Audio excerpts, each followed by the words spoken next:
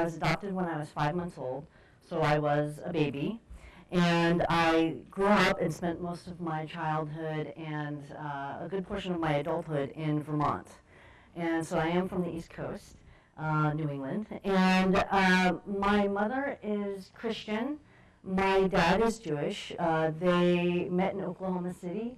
My dad is from the Bronx, and my mom is from Texas. So they somehow managed to meet in Oklahoma City. And anyway, I moved to Vermont. My mom already had a child from a previous marriage, so that's my oldest brother, Alan. And then they had a biological child, and that's after they moved to Vermont, and then they adopted me. So when I grew up Jewish from the time that I remember. I don't even recall how exactly it was that the kids from my mom and dad ended up growing up Jewish. I just remember that's just the way it was. And my mom was the one who was very committed to us being Jewish. She brought us to Hebrew school every Sunday, and I was bat mitzvahed. And I would say that, much of my experience growing up, because it was a small community, I felt a part of the community. And I think because it was a small community, people know which family I belonged to, and I don't think there was so much of an issue with being accepted. It was more as I got older and when I hit my bat mitzvah age, when things started to change a little bit. But I do want to talk a little bit about just sort of the piece around identity, because Kim mentioned that as well, and it's fairly complex because you have a racial identity, an ethnic identity, and this religious identity. So it all sort of intermingle, and it's not as if each demographic area that you belong to can be isolated. So it's very much a combination of experiences. When I reached my bat mitzvah age, there was the beginning discussion from the rabbi of my community to talk about the mikvah process and conversion, going through that formal, religious process. And it was very strange to me, and I didn't quite understand why I was being singled out for this. I mean, I knew I was adopted, I knew I was different on some level, but overall, it felt kind of strange, and it definitely felt like I was being treated differently. And that is really difficult when you're growing up already with a lot of differences and not wanting to really feel different. So I think in a way that Judaism, my relationship with it is complicated in the sense that as much as I actually probably feel good that I went through the mikvah process and had this sort of formal conversion experience, I also feel a little bit betrayed by my religion because it was something that I felt like was expected of me.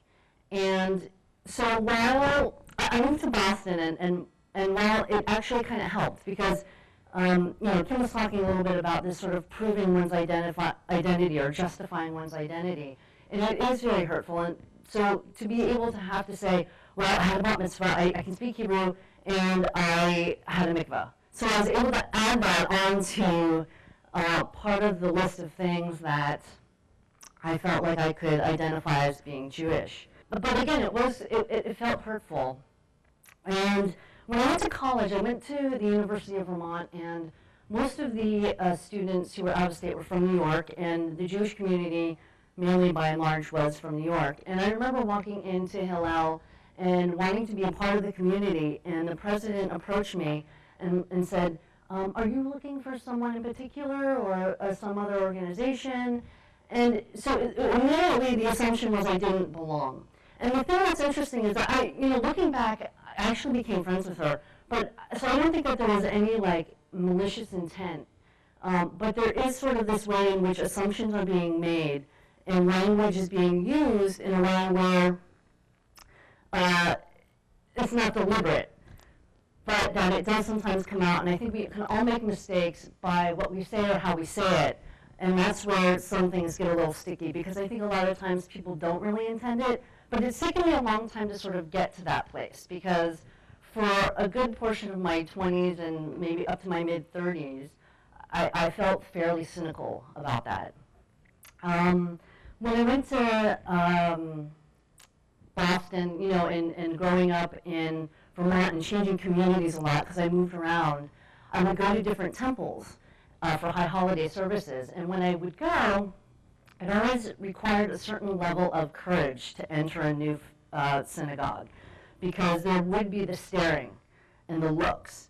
And again, even though maybe it wasn't even out of bad intention, that would still happen. So there was this way in which you always sort of felt self-conscious walking through the door, but then again, when the looks started happening and maybe the comments to the side, that would sometimes contribute to that feeling of not really feeling welcome. As much as I have felt very committed to being Jewish and Judaism, I feel like sometimes walking into a new synagogue hasn't always felt like a welcoming hug, but sometimes more like a test that I have to pass. Some of the things that I experienced, because my last name is Rosenstein, so I kind of wanted just to share a little bit about that.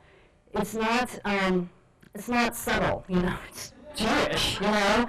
And so when I go through the grocery store and, you know, people are trying to be polite, they say, oh, thank you, Miss Rosenstein, you know, Rosenstein, and then, you know, sometimes there's some of these quizzical looks, or, you know, sometimes people will flat out ask me, you don't look like a Rosenstein.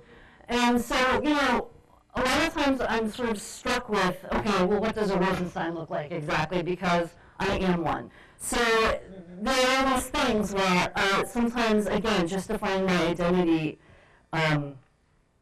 it comes into play a lot, especially when people see my name and they look at me, because sometimes they think, well, you know, maybe she's married to someone named Rosenstein, or maybe she's half and half, or so there's a lot of things that go through people's mind, and I think up until recently, I think the adoption piece was the one that people sort of came to the conclusion last. Like I said, identity is a big deal. I think the themes of rejection and acceptance are common through my life, and I think that's something that's sort of ongoing, and I think it's a journey that will continue. Sometimes when people say, oh, but the Bay Area is different than the East Coast.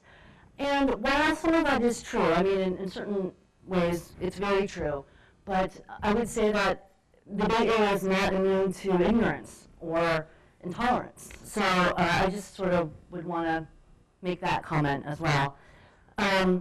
When I got to the Bay Area, though, I became part of this organization, which some of you may know, Oshman, and they have a retreat every October, and they have a camp for children of color who are Jewish.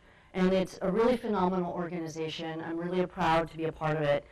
And recently, I was very inspired by the Ugandan community that they support. And recently, I just got back from a trip from Uganda, and where I got to meet many of the Jewish community there. So that was very exciting, and something that I'm very committed to. I really enjoy meeting Jews from around the world, especially Jews where you may not expect there to be Jews. Essentially, I just, you know, part of the theme of the speech also was, you know, what am I doing with my life now? I had experience going to Peace Corps. I went to Uzbekistan, where there was a very small Jewish community, and then I was pursuing a master's in counseling, and I think part of my experiences made me more empathetic to other people's experience, especially around acceptance and rejection.